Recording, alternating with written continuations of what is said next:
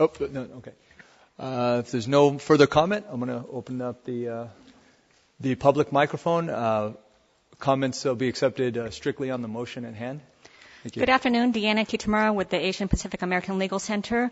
Regardless of the process, I just want to say that I'm concerned with any delay in getting the map drawer on board. We have 2 in-house demographers in our office, and they have been working on maps regarding the Asian American Pacific Islander communities of interest since the beginning of this year. And that's just focused on the API community. In March, you're likely to start getting a lot of input from a lot of people, even in the educational meetings as you guys were expressing. And you need to have the mapper on board in March to be able to start doing the work on the maps. Also to be able to start inputting the data that you receive from the public into the statewide database. Thank you. Thank you. Hi, again, Douglas Johnson from the Rose Institute.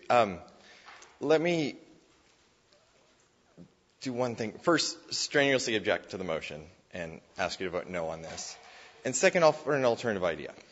Rather than going with a sole source, no bid to a for-profit private company, which is the motion you're making today, let me suggest that you simply put out a notice in an hour saying this is what Prop 11 tells us to do in the technical line drawing side. Just pull the language right out of there.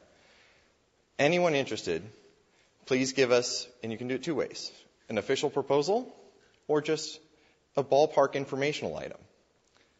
And I can tell you, because I know the Rose Institute will do this, and I know all the professionals in this field can do it very easily. At your Sacramento meeting, you will have those in hand. You can have very detailed proposals, or you can have ballpark proposals simply by asking for them. There's no need to make a decision now to sole source anything. I know it's off topic, but same thing for the voting rights lawyers.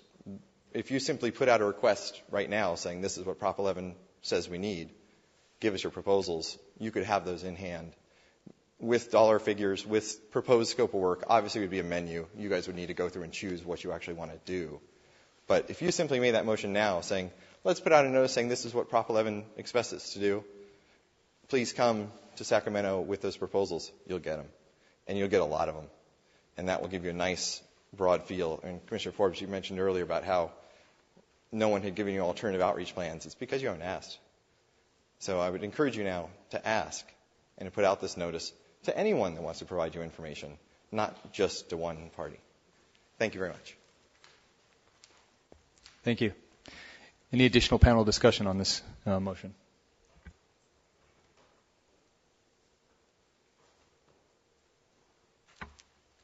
Commissioner Ray?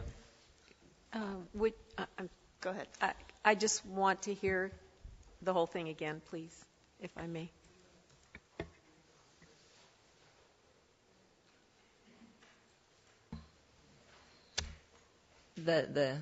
My explanation behind it as well, too? No. The motion is to, because of our compressed time frame, to enter into a sole source contract with Carr and McDonald for the line drawing and technical aspects of the commission.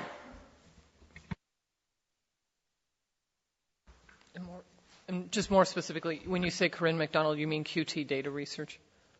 Maybe I should get clarification from Corinne if that's how you'd like it to refer to. Okay. Q2 Data Research.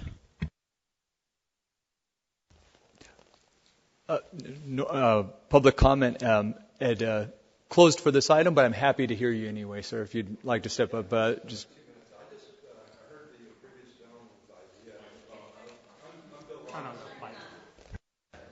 I'm Bill Robinson from the Upper San Gabriel Valley Municipal Water District. We're going to be going through a internal redistricting processes ourselves.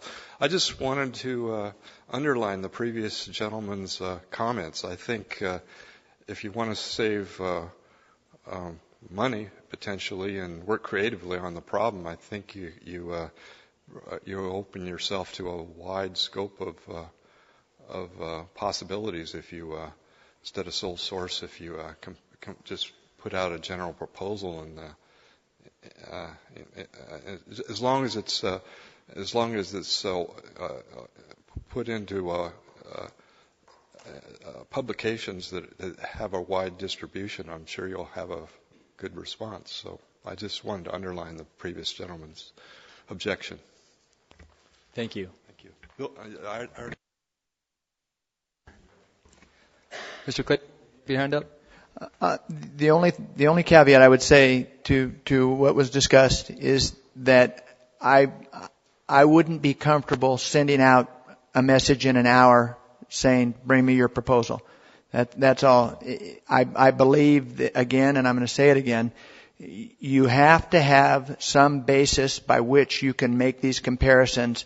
Otherwise, we're going to get mired into the process of people giving us proposals that will be either very hard or almost impossible to make a comparison between. That's just been my experience. I've never asked for a line drawer, proposal, but I just don't believe that without having structure to that process that that we can get something that's easily comparable. But perhaps there's a different opinion. Commissioner Forbes. Yeah, I appreciate the comment about the desirability of additional proposals, and I think if we had time, that may be a factor. But for me personally, I have had an opportunity to observe Karen's work for the last 3 months, and I balance the confidence that observation has given me relative to our timeline. I'm comfortable with the motion. I just wanted to add that I think that consideration of a sole source contract is actually, it's a serious matter. It would, potentially open the commission up to criticism. I think it was a fair comment by Mr. Johnson that, we haven't asked. We only asked to work with one consultant on this. However, I also understand Mr. Claypool's concern. It's not reasonable to put something vague out. Normally, there's a request for proposal, and it has some structure to it. So if we were going to do that, we would have to ask for line drawings within the context of the motions that we've already approved, which is a 9-region approach with 27 to 36 meetings. I mean, that's the structure that would have to go out in that so that the proposals would be comparable. And so I guess the question I would have for the commission is, do we feel that that is specific enough? Because we have approved to pay Ms. McDonald for her work so far in developing this approach, which we have approved. And the question is, do we want to open it up to other people to implement that approach? Commissioner Anchetta. Yeah, I have some discomfort with moving ahead with this motion, although I share the other commissioners' sense of urgency. And this is not a reflection at all on Karen's work either. It's just that the number of line drawing contractors is pretty small, actually. But I'm really torn on, to be honest, I'm really torn on this because there are a number of very competent, very experienced contractors out there, but it is a small number. And I don't know that all of the issues that Mr. Claypool has raised will necessarily come up, but it is a very tight timeline, so I'm really not very sure how I want to vote on this one, but it seems to me that the data that will be input into the statewide database is not available till mid-April in terms of usable form.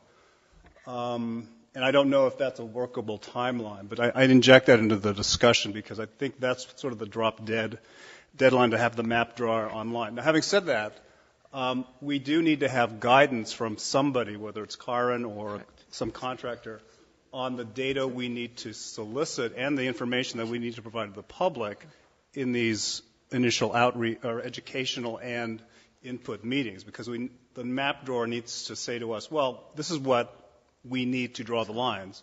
Here's what you have to tell the public to produce at these, to be trained on and to provide input at the public input meetings. So again, I'm not really sure how I'm going to vote on this one yet, but I think that timeline has to be explored more critically, because I'm not comfortable at this point really going with a single source. But and correct me if I'm wrong, that the motion as presented was a sole source contract for QT for the educational workshops and the input. What we're actually getting also from Ms. McDonald, I think, touches your point. But I don't think this proposal is consideration of a line drawer or having her be an expert for a line drawer, even though I see your point, Commissioner Anchetta. But I think capitalizing on Ms. McDonald's expertise somewhat in that regard, but it was my understanding the motion was limited at this point for sole source for the educational workshops and the input, and not the line drawer.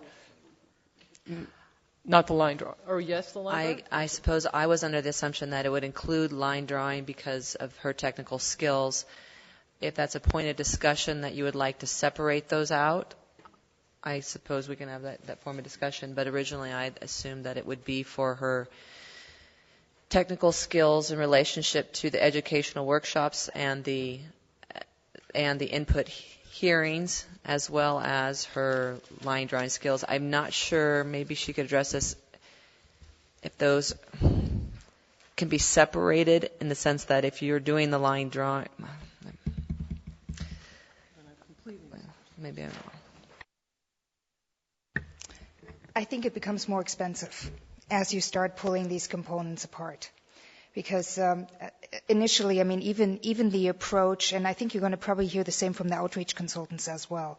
I mean, if you can plan for a larger project, then you just approach things differently. You approach them with an eye to, figuring out particular regions so that they can be, mapped in a certain way. You figure out which mappers to assign to what area, how things interact. It becomes more expensive. Could it be done? I suppose it could be done. It's probably going to take a little longer. You also, I'd like to echo the comment from APALC.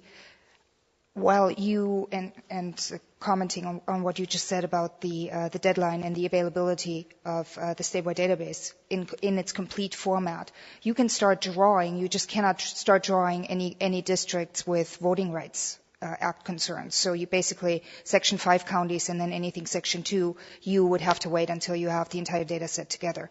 But there are, of course, a lot of areas where that's not going to be an issue, so some of that could already be done. And then, maybe in the north or so, if you work through that. So, scheduling is going to be affected, as well as, I think, cost. Could it be done? It could be. It's just, it becomes a little more messy, Does that answer the question? And I think part of that aspect of within these meetings that we're proposing, particularly the public input hearings in phase 2, would be the actual line drawing that's going to take place in those meetings. So it would be the technical consulting, but the actual beginning of line drawing. Can I actually clarify something? Somebody said this earlier. These 9 regions for the hearings, they're not meant to in any way suggest that these are communities of interest or that they're going to be in any way used as line, modules, for lack of better terminology. These really are just units in which you can organize yourself so you can get input. Okay, because I think that's the most pressing issue right now. So let's just make sure we're not, looking at this as some sort of a suggestion that there might be a line there or that anything should be happening there. Okay. We have a motion on the floor. Is there any other discussion regarding that motion at this moment?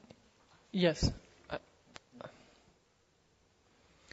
If I have the correct understanding of the motion, which would be a sole source contract to QT2 for line drawing and everything else that's been presented by Ms. McDonald for educational workshops and input, then now that I have an accurate understanding clarified by the subcommittee, I am troubled by the sole source contract as well. I was understanding that we were splitting it up. I think based on the timeline that we do have here and looking at the calendar, even if we could get something out, I think it would obviously have to be within the parameters of what we've already discussed, as Commissioner Dye has said, and that might be something we could put together. And Mr. Claypool, I certainly understand what you're saying, but if we can put we put together a request for a proposal based on what we've passed today, I'm afraid I would have to agree that we would have to consider putting that out for bid, given that this contract is a little broader than what my understanding was initially. And I don't know if it has to be 10 days, as you had suggested. We could even shorten it a little more, and we might be able to have proposals for consideration by our meeting in Sacramento. And that's just the further discussion that I have on that. Thank you. Any other comment from the Commission? Commissioner Geary. Yeah, we had a comment by Commissioner DiGiulio that if there was a need to separate the line drawing out, that perhaps we could consider the first part. Am I correct in that? I think I just was addressing, I guess logistically I wasn't sure if I could amend the proposal to do that, to separate those out, if that would address Commissioners' concerns, or if we should stick with the original proposal, which I understood to be the conclusion of all of those elements. The current motion on the floor is all-encompassing. Just on that point, Commissioner Geary, I think Ms. McDonald makes a point, is that if we do start breaking it out, it's going to get expensive. As a point of order, can I verify, did the original motion have a second? Yeah, it was me. Okay. Okay. Commissioner Dye? Yeah. I guess my question is, given that we don't have a number yet, so we don't really have a full proposal yet, I wonder what it would hurt to put out a request for a proposal and stipulate that it has to be ready in time for our Sacramento meeting so that we have a couple options to consider. Mr. Claypool? We have, between now and our Sacramento meeting start, we have 12 days. So we're going to need some period of time in order to structure the scope of work. I'm assuming that you're going to want to have some input in that. What I would suggest is if we go to an RFP, that we just consider that we notice a special meeting to make that consideration beyond our Sacramento meeting, because I don't know that you're going to have to consider these options together, and I can't guarantee you, one, that we will get a special dispensation below 10 days, which is the time, and two, that we can get you the scope of work that we need to have and then get it back and put it in place in the format that's required for consideration. It's a very tight compression of a process that I'm very uncomfortable simply letting it go with read Prop 11 and send me a proposal. I just cannot believe that we will get comparable proposals that way. So if we did this, I would just propose that beyond the Sacramento meeting, we notice just a one-day meeting, for nothing else, similar to the one that we are noticing for the legal subcommittee. Perhaps that should be, the vehicle that we have that meeting encompass the results of the requests as well as a breakout for the legal subcommittee. But that's what I would be more comfortable with.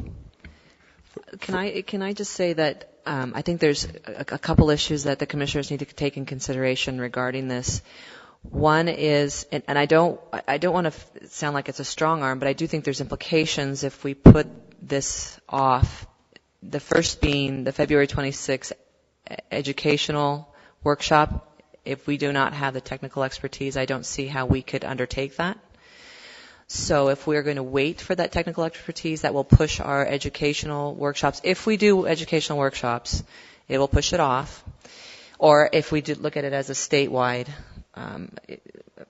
input. Secondly, I think the point as commissioners, we also need to consider that if, according to Mr. Claypool, if we go the route of an RFP, a request for proposal, we run the risk. We have to understand that we're running a risk that it will be kicked back to us. We might not be able to get in the 10-day deadline. Even once we get those proposals, it may be hard to mesh them up to compare apples to apples. if we accept that risk, then I say we can move forward. But I think the Commission needs to understand that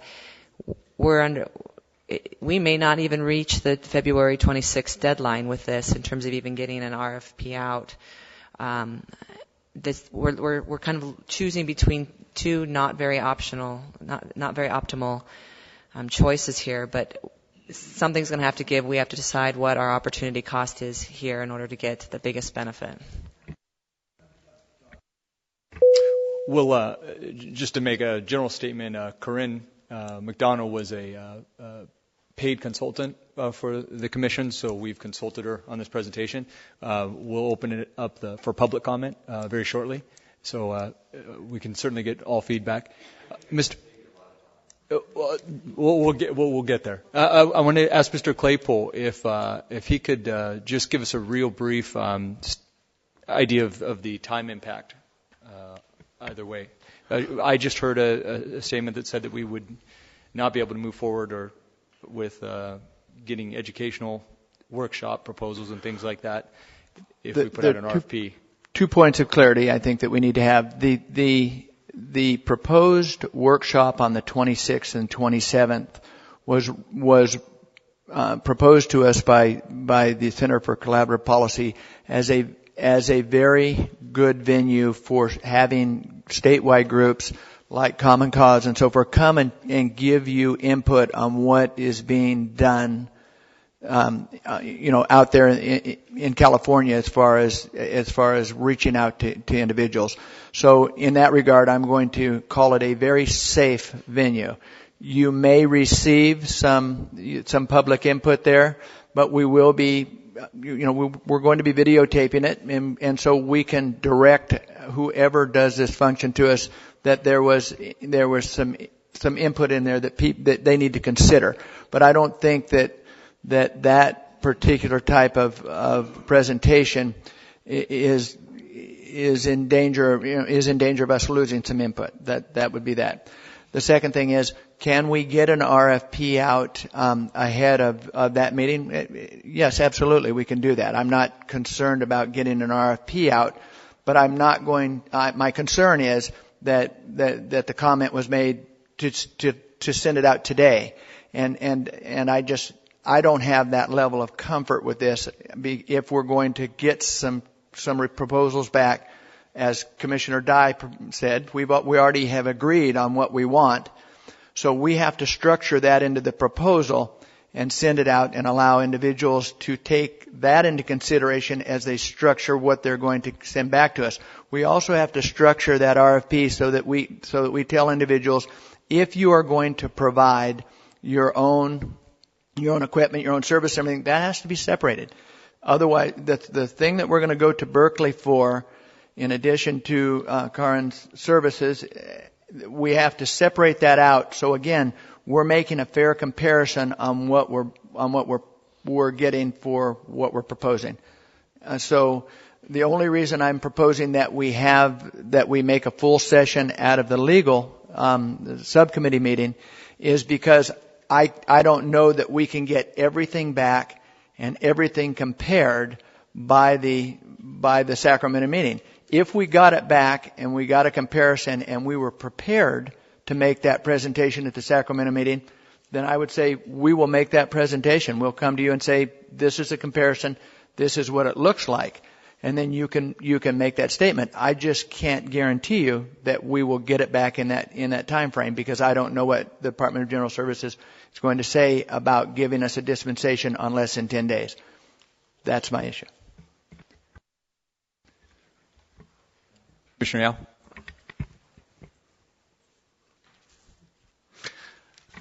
I know we're putting a lot of pressure on you, and sitting in this seat, not having options to choose from is really not making any decisions. Listening to you telling us that this is the only way we can go, whatever decision I make is going to be very arbitrary. I either support you or I don't support you.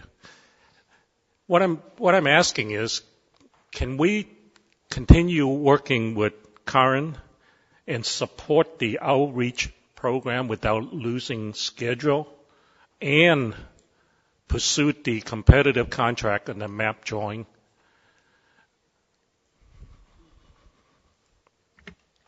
I believe if we go that route, at the very least, I know she's far exceeded the original hours that we allocated to her, so we'd have to address that issues. Well, yeah, I'm sure she definitely would have an opinion on this, because what I'm asking is probably beyond what we talk about in past decisions. But the question for Mr. Claypool is, do we have that option? You heard from the one speaker that you need to have these line drawers in place in March. So we are absolutely talking about exceeding that schedule for those types of services. You heard Corinne say that we need to have, it can get messy if we try to separate these out and bring somebody else on board. So all of these things, are addressing exactly what you're talking about. Do we have time to go with a competitive bid? We looked at the timeline, and we can say, sure, if we're looking at not getting this data back until a certain time period for the census data, then this process will fit into that segment. But sure, yeah, we will be eating up some portion of time that might be better spent if we had somebody in place. But again, it's a matter of the risk that we wish to assume. And so I'm saying we have to weigh this as a commission, and I have to get my direction from you as to how much risk you wish to assume in this process. I have one other question. One of the concerns that you had, Mr. Claypool, is that you may not get the special dispensation for less than the 10 days. My question is, could you propose or put in a request of DGS for the special dispensation without having put together the full proposal or the request for the bids? Could you put in a request and then they could do it quickly to say, yes, you could do this in a short amount of time, or do they require the request for a special dispensation along with your actual proposal or solicitation for bids? I've never let one that way, so I can't tell you how they'll respond. But what I will say is this: I believe that the Department of General Services would rather consider a request for a special dispensation in order to accommodate a competitive bid than to have to consider a sole source contract, because they always wish to have that process in order to ensure that we have a fair process. I'm going back to my address to Commissioner Yao.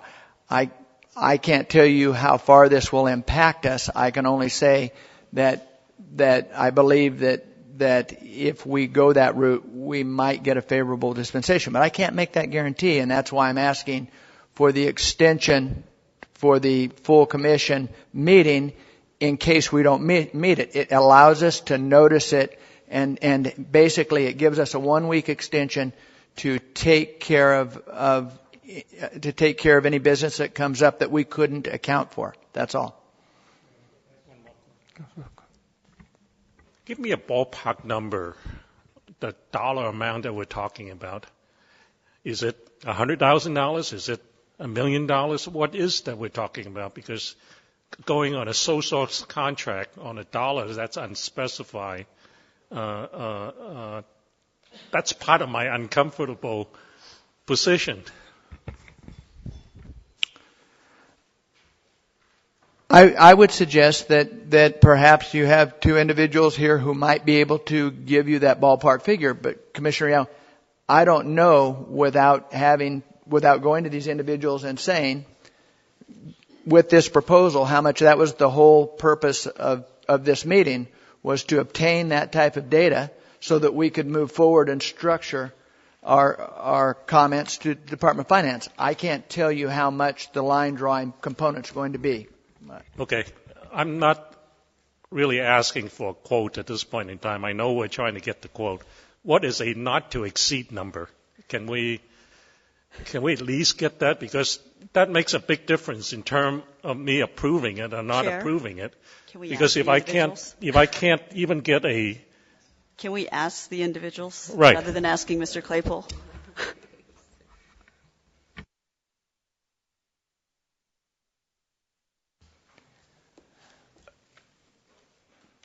If the Commission's will is to open the microphone to the public, I'm happy to do that at this time.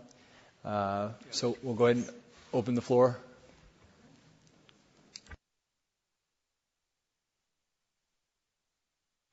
Mr. Chairman, I think I can save you a lot of time. As Dr. Inched, I think, mentioned, this is a very small universe. I have my own. I'm not against for-profits. I have my own. We're actually doing the city of Stockton. So we all know what each other charges. You don't have to put out an RFP. Simply put out a request for information, a non-binding request for information, and we'll give you the ballparks for your next meeting. And then you can figure out whether you want to, you can write an RFP off of those informational items. Simply put out a press release asking for guidance on what ballpark you're looking at, what choices you need to make. That's all you need to do is ask. It doesn't have to be a formal RFP. I hear you on that. So that's what I'm suggesting. You don't have to do the RFP. And plus, you're talking about a sole source contract for something that you might not even do. Remember, your motion earlier today is to consider the costs of these educational outreach sessions. You haven't actually voted to do them yet. So ballpark, you're probably talking, depending on what options you choose, you could probably get it, really skim on the services for $300,000 maybe.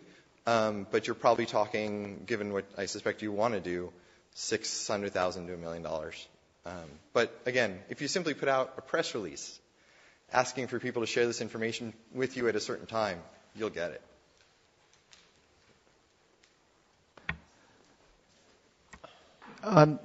Okay, so the thing I would like to... Oh, I'm sorry. public speaking is Well, I don't know what to tell you. I've been called the cheapest redistricting consultant out there. Not to say that I'm cheap, the most inexpensive one. But I am a cheapskate. But anyway, I think these proposals really, I have to agree with Dan. The devil really is in the details. When we bid on the San Diego proposal, I think there was one proposal that came in for $300,000, and we ended up doing it for $32,000. So, you really have to look at the options. This is 4 levels of districts. I think, Doug, what did you charge for Arizona? Was it 1.5 something? I think something like 2.4 million for Arizona. So, this is Arizona, this is California. So I think, now hearing 300,000, that may be a little on the lower end. That may be one stab at a district comparing it to that. It really is, you really have to weigh it. So just throwing out a number, I don't think makes a lot of sense. I usually bid by hourly rate. That's what I've done before. That may also not be a good way to go for you, because when you have to go for your augmentation to the legislature, it might be best to have just a ballpark figure. So, when people do ballparks, they usually overbid because they don't want to end up, working for 25 cents an hour. So all of these things are going to be factored in. So it's not that straightforward. That's just all I think I can add to this at this moment.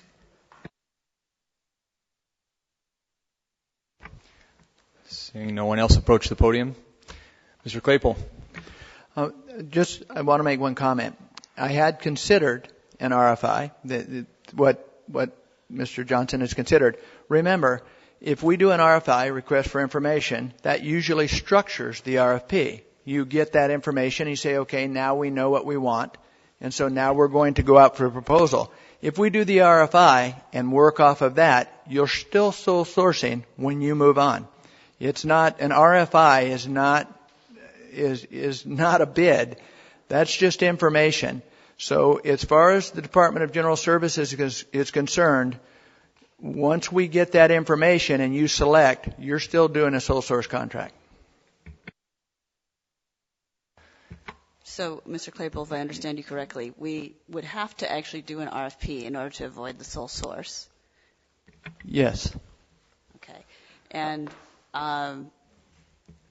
in your opinion, although we've received a fair amount of information from the work that Ms. McDonald has done already to outline this 9-region approach, that would still take more than 2 days to put into an RFP that we would be able to evaluate. I believe that we can write that RFP over a 2 to 3 day period. Mm-hmm. Then we have to post it, and we have to start drawing the bids, and we have to give it a timeline. During that same period of time, to answer Commissioner Filken-Weber's request, we can ask that we let it for a lesser period. Although, when you let it for a lesser period, you're always subject then to comments from people mm-hmm. that you didn't give enough time. Now, I have heard and respect Commissioner Anchetta's belief that this is a small community, and this is the same thing we've heard from Mr. Douglas. And so I believe that this small community is paying attention. So we would expect that if we had a smaller time frame, that they would meet that time frame. Then we bring it back in. Now we have to make that comparison. We can make it as staff, and we can work through council, but it's got to run back up through you. If we have that back in time mm-hmm. to do it, we have to have the second meeting because we are not noticed for the review of an RFP as of our meeting in Sacramento. So we are automatically out to that other deadline. Right. Ms. Future Chair, we can amend that. We have an adequate time to do 14-day notice. Commissioner Baraba. Yeah. I've learned to listen to this commission on several occasions and usually come out with a different opinion. Based on everything I've heard, it sounds to me like we're going to end up with taking a risk no matter what we do. And on the one side, the risk is we're going to be delayed because of the process we would have to go through. On the other side, the risk is we're going to be criticized by taking an action that allows us to move faster. From my own point of view, I'd rather be criticized for moving faster and taking that risk, because if anything, this commission is going to be facing in the near future is not enough time. And if I'm going to be criticized, it's going to be because I was ready to take the risk of moving faster. I'd like to note for the Commission that agendized for the February 24th and 25th business meeting, we do have an item on the agenda for recruiting and hiring, including training, criteria, interviewing, and choosing staff and consultants. Thank you. Can Council clarify if that would be a sufficient agenda item to allow us the flexibility to deal with this in Sacramento?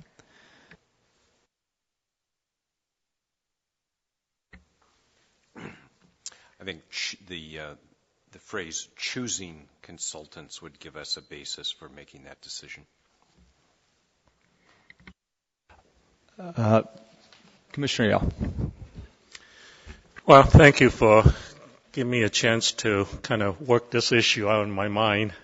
I think based on the public comment, I kind of bracket this cost that we're committing to about $500,000 type of number, even though it's not a firm quote, it's not a binding number.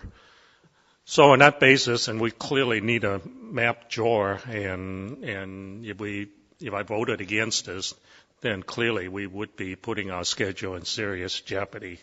So at this point in time, I'm inclined to support the sole source to carry on and proceed with the project in that manner. I'd just like to share a comment too. I was really torn with this, and I share the Commission's feelings. Great debate on a very important issue. I think that there is going to be a lot of scrutiny with going with the sole source contract, and there's no question about that. But the decision before us leaves us at the same place, sole source contract. And I think that the last bit of public comment I heard is really helped clear some things up for me as far as if what's being asked for is a press release from a small community, certainly there's enough avenues for reaching the commission and providing input without the press release. So I guess I feel like if there were, there's this ample opportunity to be involved and submit, proposals, ideas, things like that. I don't feel like putting out a press release and waiting the extra time at risk of losing valuable time gains us much. So I think that I, too, agree and would be in support of the motion on the floor. I just want to clarify that I don't think it's a choice between sole source and a sole source. It's a choice between sole source and a competitive bid.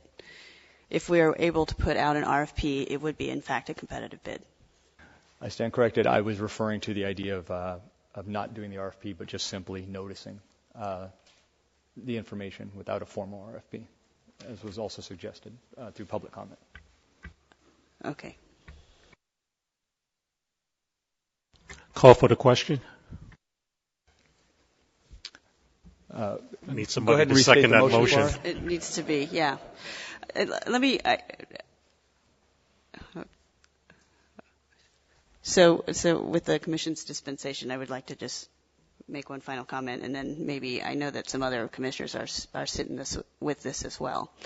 I do think I was trying to show through these questions that it was possible for us to do a competitive bid within this time, and we've established that, in fact, it would not delay our decision making, assuming that people were able to respond to the bid in time for our next meeting, and it is, in fact, properly noticed.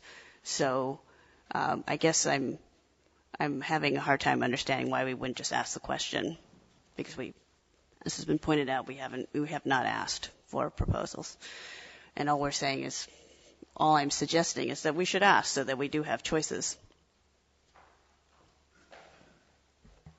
Any further comment, Commissioner Ray? Not to keep beating this, but I do intend to vote against this motion for the reasons that Cynthia has expressed. I just haven't jumped back into it because I think there's been quite a bit said, but I'm going to stick with what I think is the responsible decision for me. Okay. At this point, we have a motion on the floor. It's been seconded. Point of order. Let's open it back up for public comment one last time, specifically regarding the motion on the floor. To clarify, is the motion on the floor to call the question? Okay.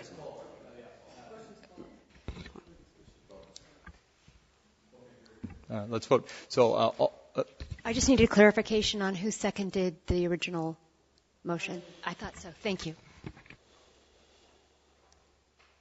Can we have the motion rephrased from either Janice or the court reporter? I believe the motion is to enter into a sole source contract with Q2 Data Research for line drawing, educational workshops, and input hearings. Thank you. All in favor of the motion on the floor, raise your hand and say yes. Yes. All against? Opposed? Let's go ahead and do a roll call. Okay, we'll do a roll call vote. Commissioner Aguirre? I must once again mention that perhaps we could change the order of this. Okay. But perhaps starting with Mr. Yao, but yes, I'm in support of the motion. I feel that we need to move forward, and so let's go. Commissioner Anchetta? Oh. Okay. No. Commissioner Baraba? Yes. Commissioner Blanco?